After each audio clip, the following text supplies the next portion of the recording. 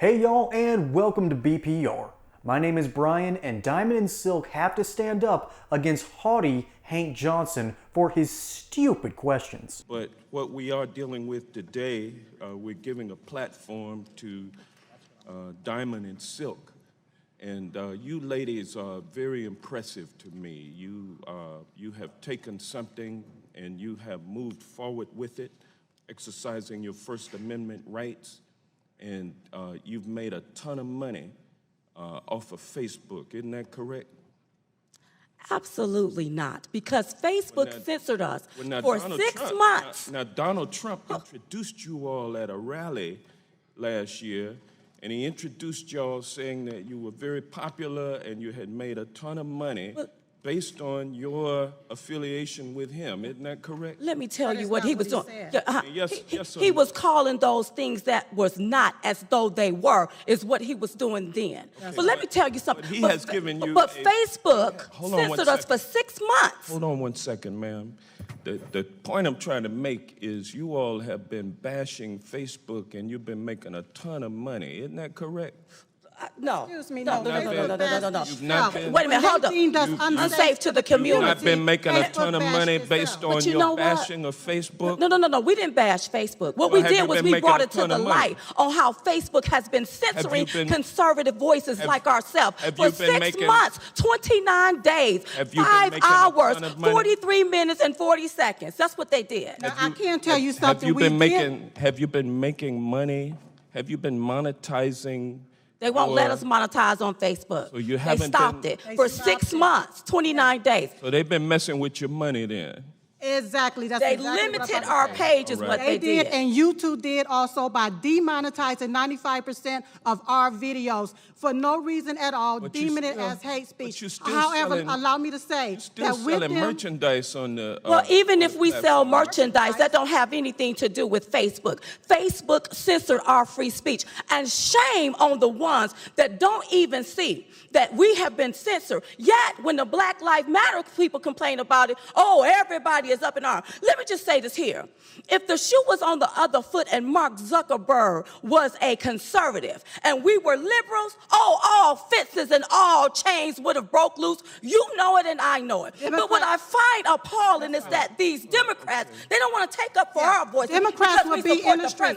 Democrats would be in the street right now marching and calling him all type of racist. I'd like to give you a little bit more time. I'd like to give you a little bit more time, but I got to move on. I only got a minute left. Okay. But I appreciate you all for your entrepreneurial spirit. That's and we're giving you a tremendous, and we want to attain it too. And we're giving you a tremendous platform with this hearing to make a ton of money when it's over. That's right. And I hope everybody on Facebook can follow us. And yes, that's right. That's right. Because that's what it's supposed to be about. It's supposed to be about obtaining the American dream. We are African-American women. If illegal aliens can come over here and build businesses, why can't we? And we were born on this soil. Oh, haughty Hank Johnson, at it again. And there's no reason for him to be haughty. He's got 2 brain cells fighting for 3rd place. He's the same guy that said Guam would tip over if we gave it more troops. Ugh. At least he understands parliamentary procedure, which is something that if you've been in Congress that long, I'd hoped you'd learn to understand. And he does have a semblance of intelligence because he's trying to trap Diamond and Silk. And pretty much a minute into this video, he realizes that he's lost.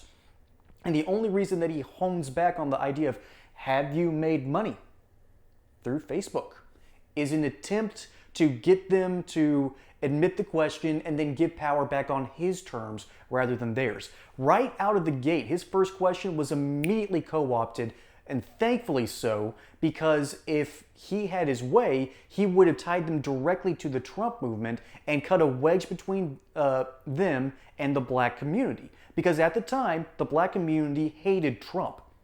That, however, I don't think is the case anymore, as they're realizing that weaponization of a legal system against people they don't like, and a whole lot of migrants that are taking up resources that, they're used to having.